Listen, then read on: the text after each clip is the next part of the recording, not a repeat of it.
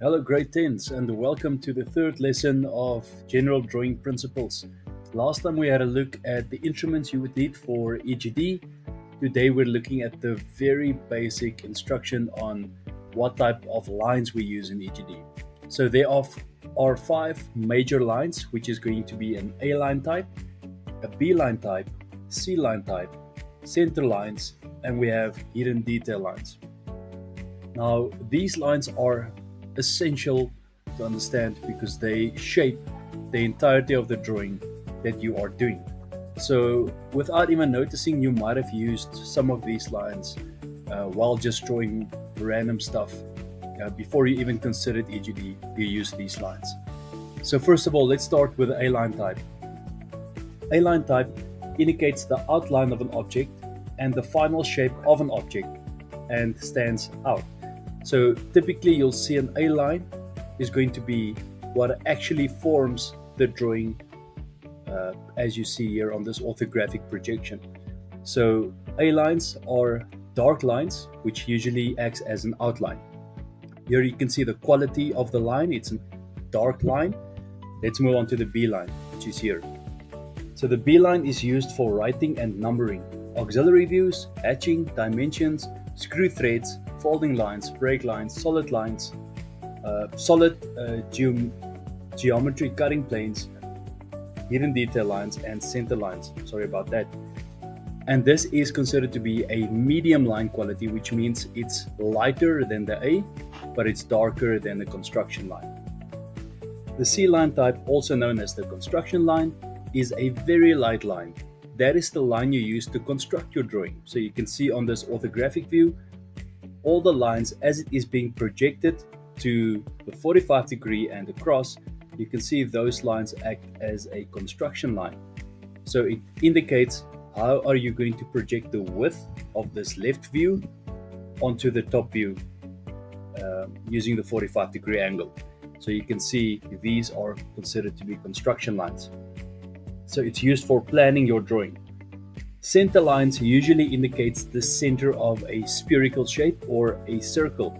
So the line quality that we use for the center lines is a B quality, right? So it's supposed to be a medium line type, but it is typically drawn in the middle of a spherical shape or a circle, and you can see it's a chain line.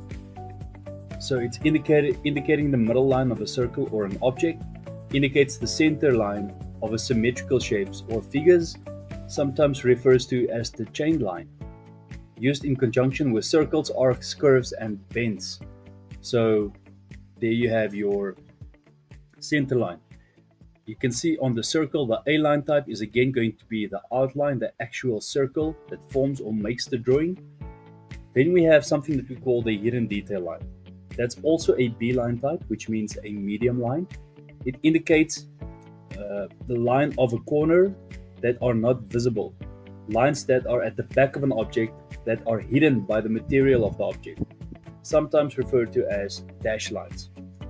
So here you can see what the dash lines are supposed to look like, and remember these two, the center and the hidden detail, has to have a medium quality line to them. So if we look here onto the right hand side, we can see that this isometric view, you can clearly see all the A quality lines, and then at the back, we know this looks like a step. At the back, you can see the hidden detail lines going all the way up. And then here at the bottom, the last thing that we have is going to be something that we call a cutting plane. So a cutting plane looks like a center line. This is not typically part of the 5 line types. This is just an additional line that we use. You can see it has the characteristics of a center line at number 1 here. It looks the same, but when you indicate the cut itself, there's something special that happens. So let's have a look at this object. Here we have a square, cube. If we draw a cutting plane here, it means that's going to be a full sectional cut that happens on this drawing. Once you cut through this, the section is going to be revealed. So the section is what's happening here, right? Half of the cube that's left.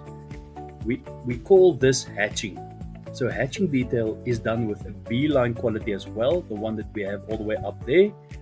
And the spacing has to be equal, and you don't go over a solid line when you do the hatching. So that is one of the features that the B line actually has to be able to do. So with all of this said, we have the 5 line types.